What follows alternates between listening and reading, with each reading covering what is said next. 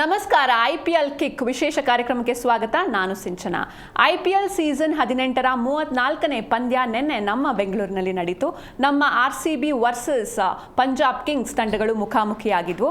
ಇನ್ನು RCB ಫ್ಯಾನ್ಸ್ಗೆ ಮತ್ತೊಮ್ಮೆ ನಿರಾಸೆಯಾಗಿದೆ. ಇದಕ್ಕೆ ಕಾರಣ ಚಿನ್ನಸ್ವಾಮಿ ಸ್ಟೇಡಿಯಂನಲ್ಲಿ ಸತತ 3ನೇ ಬಾರಿಗೆ RCB ತಂಡ ಸೋಲನ್ನು ಕಂಡಿದೆ. ಈ ಬಗ್ಗೆ ಸಾಕಷ್ಟು ಮಾತಾಡೋಣ. ಮೊದಲನೇದಾಗಿ ನಮ್ಮ ಸ್ಟುಡಿಯೋಗೆ ಬಂದಿರುವಂತಹ ಗೆಸ್ಟ್ನ ವೆಲ್ಕಮ್ ಮಾಡಿಬಿಡೋಣ. ಕ್ರೀಡಾ ವಿಶ್ಲೇಷಕರಾಗಿರುವಂತಹ ಮಲ್ಲಿಕಾರ್ಜುನ್ ಪಾಟೀಲ್ ಸರ್ ನಮ್ಮ ಜೊತೆ ಇದ್ದಾರೆ. Hello sir, welcome to the show.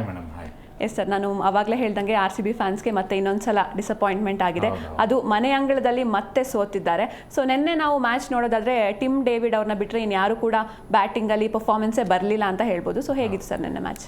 ಖಂಡಿತ ಏನಾದರೂ ಚಿನ್ನಸ್ವಾಮಿ ಸ್ಟೇಡಿಯಂಗೆ ಏನಾದರೂ ಪೂಜೆ ಹೋಮ ಹವನ ಇವನ್ನೆಲ್ಲ ಮಾಡಿಸ್ಬೇಕೇನೋ ಗೊತ್ತಾಗ್ತಾ ಇಲ್ಲ.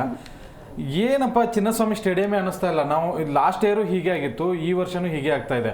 ಅದಕ್ಕಿಂತ ಮುಂಚೆ ಎಲ್ಲವೂ ಕೂಡ 200, 220 ಆಮೇಲೆ ಎಷ್ಟೇ ಸ್ಕೋರ್ ಹೊಡೆದ್ರು ಕೂಡ ಸೆಕೆಂಡ್ ಇನ್ನಿಂಗ್ಸ್ನಲ್ಲಿ ಚೇಂಜ್ ಮಾಡ್ತೀನಿ ಅನ್ನುವಂಥ ಒಂದು ಭರವಸೆ ಇತ್ತು. ಅಂತಹ ಪಿಚ್ಚು ಬ್ಯಾಟಿಂಗ್ ಫ್ರೆಂಡ್ಲಿ ಪಿಚ್ನ ಈಗ ಅದನ್ನು ಹಾಳು ಮಾಡಿ ಬಾಲಿಂಗ್ ಪಿಚ್ ಆಗಿ ಪರಿವರ್ತನೆ ಮಾಡಿದ್ದಾರೆ ಅಂತ ಅನ್ನಿಸ್ತಾ ಇದೆ. ರನ್ನೇ ಆಗ್ತಾ ಇಲ್ಲ. ಅದರಲ್ಲೂ ಕೂಡ ಟಾಸ್ ತುಂಬ ತುಂಬ ತುಂಬ ಇಂಪಾರ್ಟೆಂಟ್.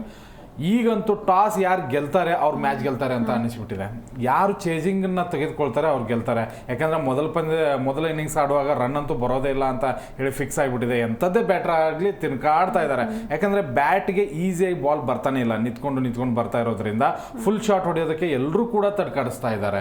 ಯಾರಿಗೆ ಫುಲ್ ಲೆಂತಲ್ಲಿ ಬಾಲ್ ಬರುತ್ತೆ ಅದನ್ನು ಸಿಂಗಲು ಡಬಲು ಬೌಂಡ್ರಿ ಎಲ್ಲ ಕನ್ವರ್ಟ್ ಮಾಡ್ತಾ ಇದ್ದಾರೆ. ಬಟ್ ಯಾರು ಬೌನ್ಸ್ ಬಾಲ್ಗಳನ್ನು ಎದುರಿಸಿ ಬ್ಯಾಟ್ ಶಾಟ್ಗಳನ್ನು ಹೊಡಿತಾ ಇದ್ದಾರೆ, ಖಂಡಿತವಾಗ್ಲೂ ವಿಕೆಟ್ಸ್ಗಳನ್ನು ಒಪ್ಪಿಸ್ತಾನೆ ಇದ್ದಾರೆ. ನಿನ್ನೆ ಕೂಡ ನೋಡಿ ನೀವು RCBಯ ಒಂದು 5-6 ವಿಕೆಟ್ಗಳು ಎಲ್ಲವೂ ಕೂಡ ಬೌನ್ಸಿ ಬಾಲ್ಗಳಿಗೆ ವಿಕೆಟ್ ಹೋಗಿದ್ದು.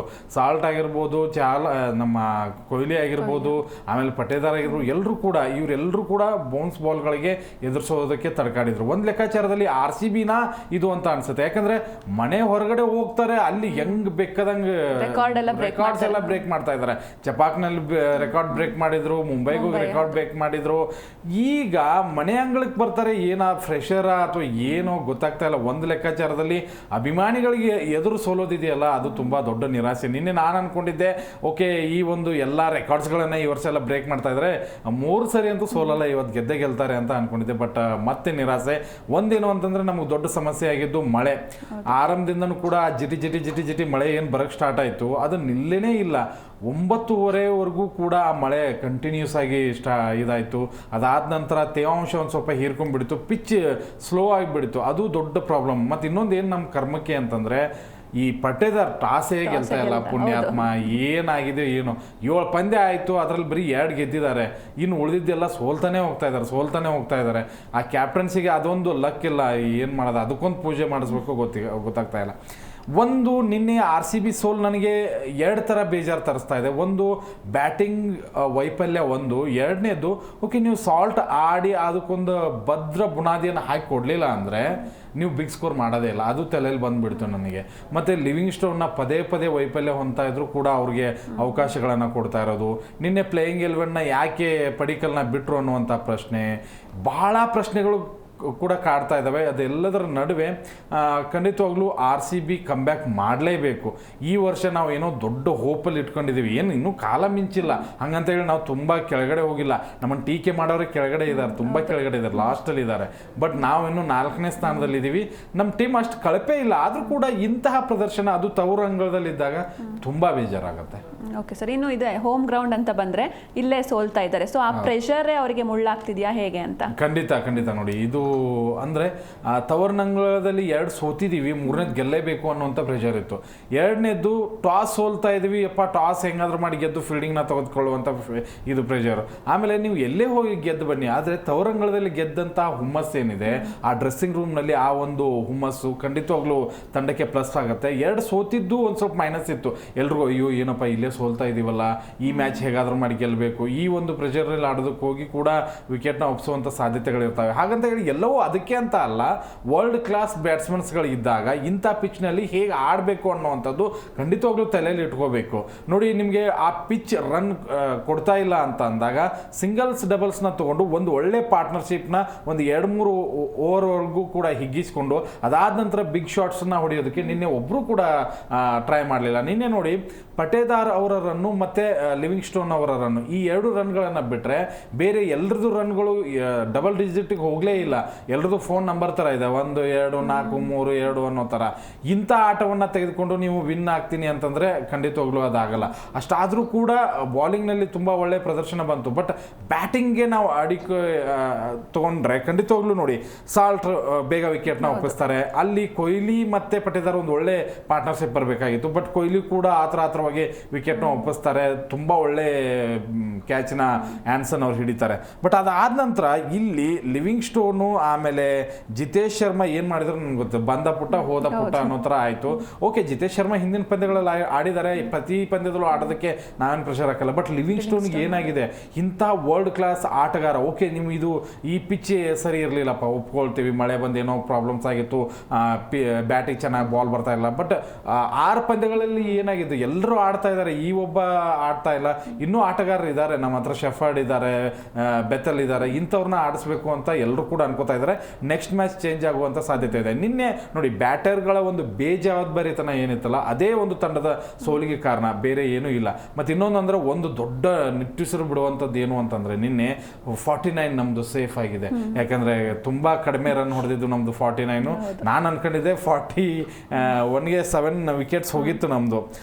ನಾನು ಅನ್ಕೊಂಡೆ, ಅಯ್ಯೋ ಏನು ಮರ ಇದು ಹೀಗಾಗ್ತಾ ಇದೆ. ಆದರೆ ಕೊನೆಗೆ ಬಂದು ಟೀಮ್ ಡೇವಿಡ್ ಒಂದು ಒಳ್ಳೆ ಫಿನಿಶ್ನ ಕೊಟ್ಟರು ಅದಕ್ಕೆ ಕೊನೆ ಓವರ್ನಲ್ಲಿ.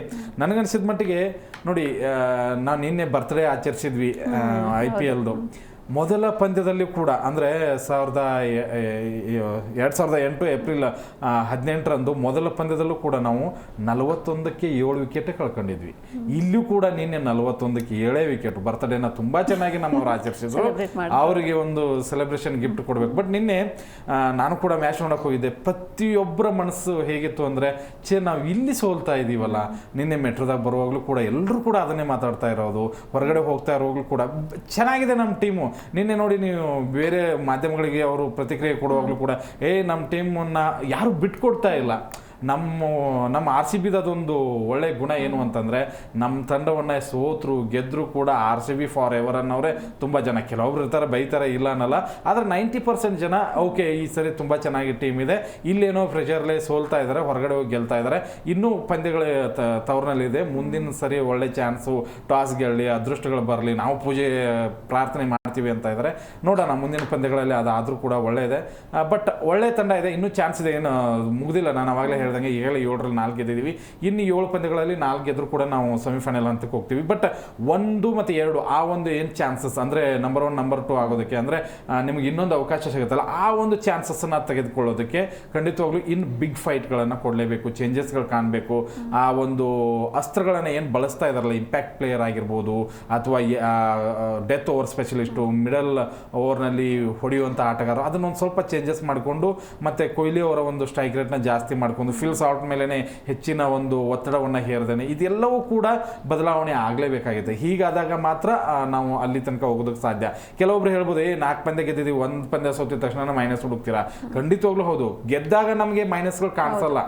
ಗೆದ್ದಾಗ ಆ ಒಂದು ಹೈವೇ ರೋಡ್ ಥರನೇ ಚೆನ್ನಾಗಿ ಹೋಗ್ತಾ ಇದೆ ಬಿಡು ಗಾಡಿ ಅಂತಲೇ ಅನಿಸುತ್ತೆ. ಬಟ್ ಸೋತಾಗ ಗಾಡಿ ಪಕ್ಕದಲ್ಲಿ ನಿಂತಾಗ ಒಂದು ರಿಪೇರಿ ಮಾಡೋಕ್ಕೆ ಹೋದಾಗ ಇನ್ನೊಂದು ಕಾಣಿಸುತ್ತೆ.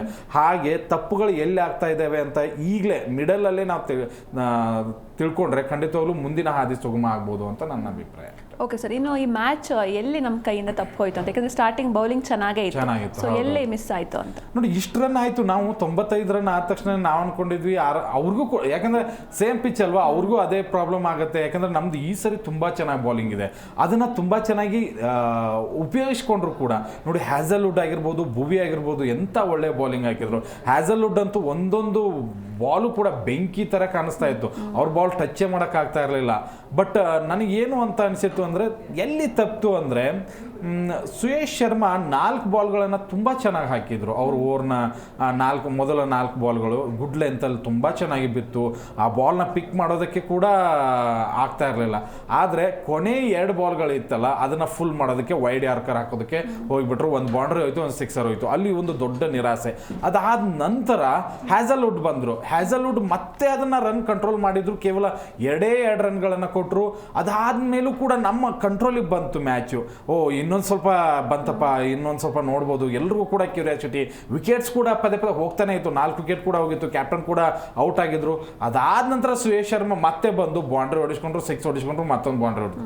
ಮ್ಯಾಚ್ ಮುಗಿದೋಯ್ತು. ಅಲ್ಲಿ ಬಾಲ್ ಟು ರನ್ ಅಲ್ಲ, ಬಾಲ್ಗಳು ಹೆಚ್ಚಾಯಿತು, ರನ್ಗಳು ಕಡಿಮೆ ಆಯಿತು. ಅವಾಗ ಎಲ್ರಿಗೂ ಗೊತ್ತಾಯ್ತು, ಓಕೆ ಇನ್ನು 2 ವಿಕೆಟ್ ಹೋದ್ರು ಕೂಡ ಅಥವಾ 3 ವಿಕೆಟ್ ಹೋದ್ರು ಕೂಡ ಸೋಲು ಫಿಕ್ಸ್ ಅನ್ನೋದು ಗೊತ್ತಾಯ್ತು. ಎಲ್ಲರೂ ಒಬ್ಬೊಬ್ಬರಾಗೆ ಎದ್ದೋದ್ರು. ಅಲ್ಲಿ ಆ ಸುಯೇಶ್ ಶರ್ಮಾ ಅವರ ಏನು ಓವರ್ ಇತ್ತಲ್ಲ, ಅದು ಟರ್ನಿಂಗ್ ಪಾಯಿಂಟ್. ಅಲ್ಲಿ ನಾವು ಮ್ಯಾಚನ್ನು ಕಳ್ಕೊಂಡಿದ್ವಿ, ಬ್ಯಾಟಿಂಗ್ನಲ್ಲಿ ಕಳ್ಕೊಂಡಿದ್ವಿ ಆರಂಭದಲ್ಲಿ.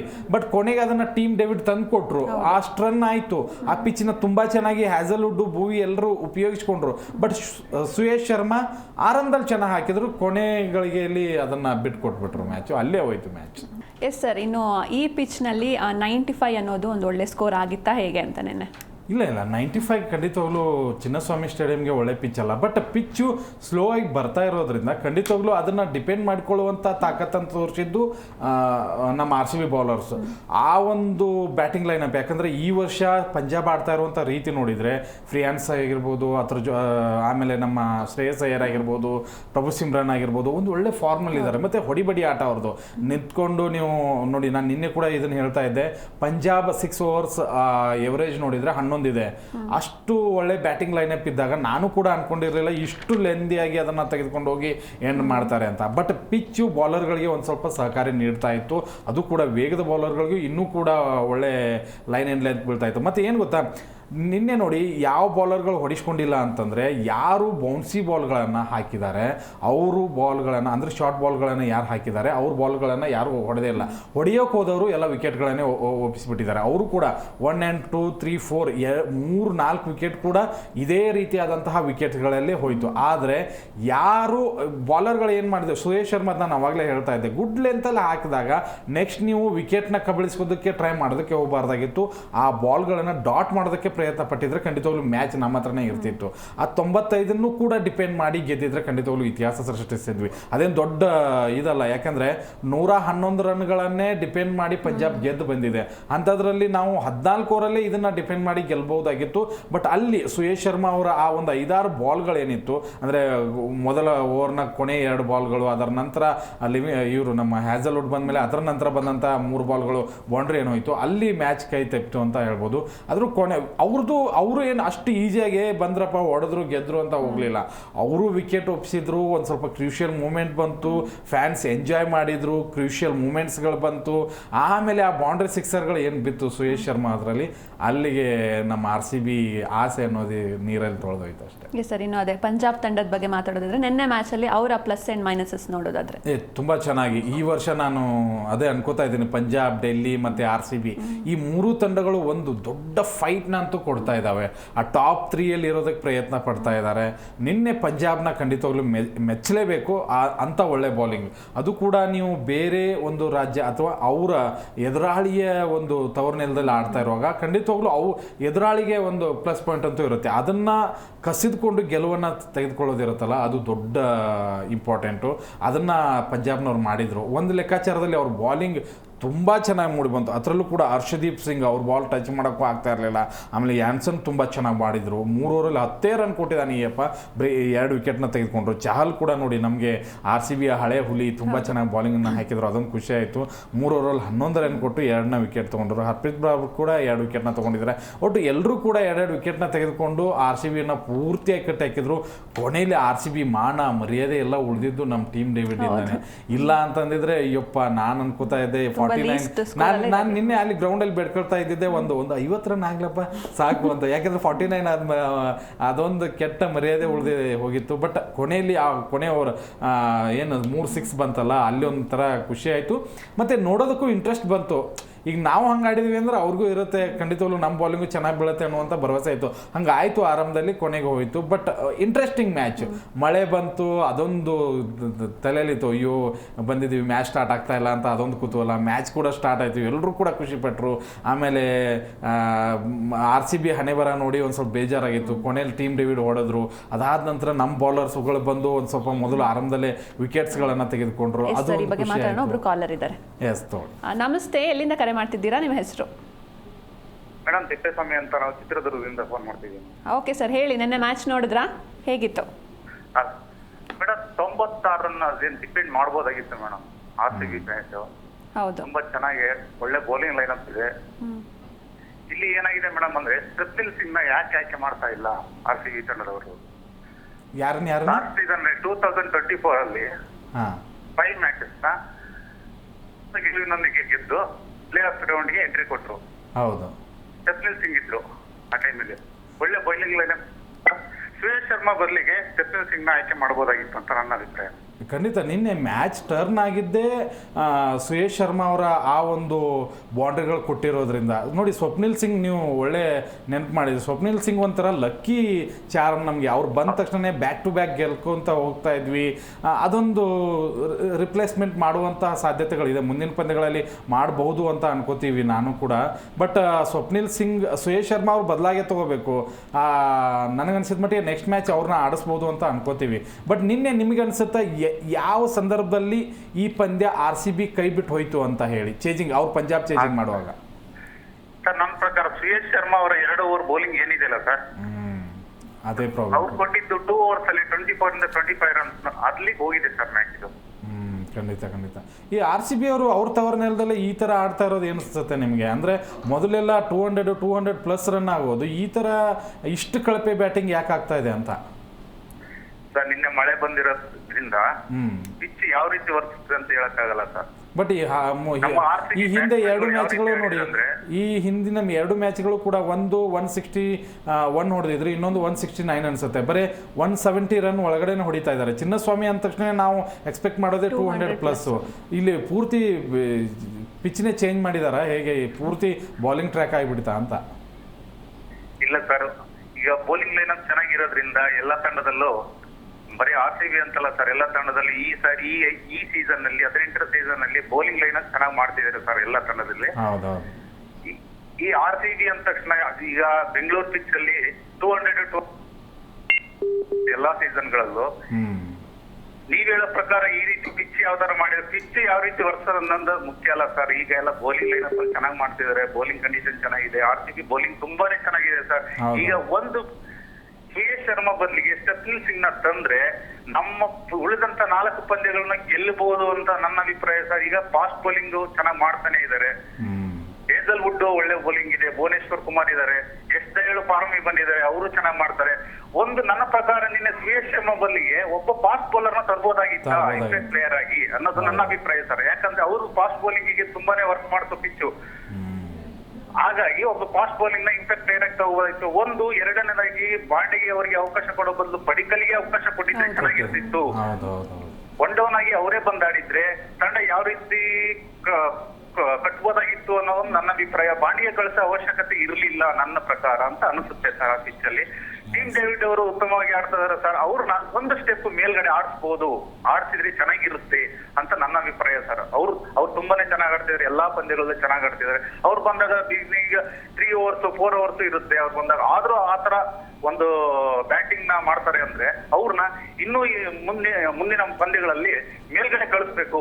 ವಿದೌಟ್ ಒಂದು 4 ವಿಕೆಟ್ ಬೇಗ ಓದ್ತಾ ಅಂತ ನನ್ನ ಅಭಿಪ್ರಾಯ. ನಿನ್ನೆ ನೋಡಿ ಎಲ್ಲರೂ ಮೇಲ್ಗಡೆ ಹೇರಾಗಿ ಹೊಡಿಯಕ್ಕೆ ಟ್ರೈ ಮಾಡಿದ್ರು, ಆದ್ರೆ ಟೀಮ್ ಡೇವಿಡ್ ಅವರು ಎಷ್ಟು ಚೆನ್ನಾಗಿ ತಗೊಂಡೋದ್ರು ಅಂದ್ರೆ ಆ ಮ್ಯಾಚ್ ನ ಬರೀ ಕೆಳಗಡೆನೇ ಹೊಡಿಯಕ್ಕೆ ಟ್ರೈ ಮಾಡ್ತಾ ಇದ್ರು.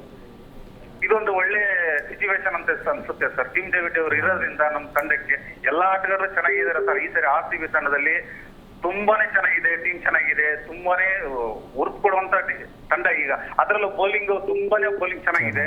ಈಗ ಟೀಮ್ ಡೇವಿಡ್ ಅವ್ರನ್ನ ಒಂದು ಸ್ಟೆಪ್ ಮೇಲ್ಗಡೆ ಆಡಿಸ್ಬಿಟ್ಟು ಲಿವಿಂಗ್ ಸ್ಟೋನ್ ನ ಬೇಕಾದ್ರೆ ಕೆಳಗಡೆ ಆಡಿಸ್ಬಿಟ್ರೆ ಚೆನ್ನಾಗಿರುತ್ತೆ ಅಂತ ನನ್ನ ಅಭಿಪ್ರಾಯ ಸರ್. ಥ್ಯಾಂಕ್ ಯು ಸರ್ ಕರೆ ಮಾಡಿದ್ದಕ್ಕೆ. ಈಗ ಇನ್ನೊಬ್ರು ಕಾಲರ್ ಇದ್ದಾರೆ. ನಮಸ್ಕಾರ, ನಿಮ್ಮ ಹೆಸರು ಎಲ್ಲಿಂದ ಕರೆ ಮಾಡ್ತಿದ್ದೀರಾ? ಜೊತೆಗೆ ಟಿವಿ ವಾಲ್ಯೂಮ್ ಮ್ಯೂಟ್ ಮಾಡಿ ಮಾತಾಡಿ ಸರ್. ನಿಮ್ಮ ವಾಯ್ಸ್ ಕ್ಲಿಯರ್ ಇಲ್ಲ, ತುಂಬ ಡಿಸ್ಟರ್ಬೆನ್ಸ್ ಇದೆ.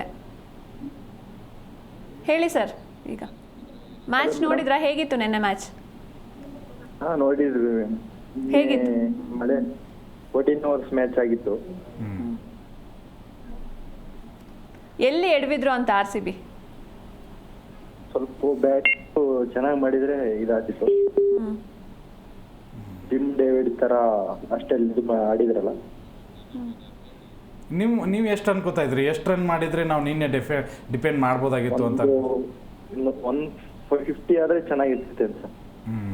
S okay, thank you sir ಕರೆ ಮಾಡಿದ್ದಕ್ಕೆ. ಇನ್ನೊಬ್ರು ಕಾಲರ್ ಇದ್ದಾರೆ. ನಮಸ್ಕಾರ. ಹಲೋ.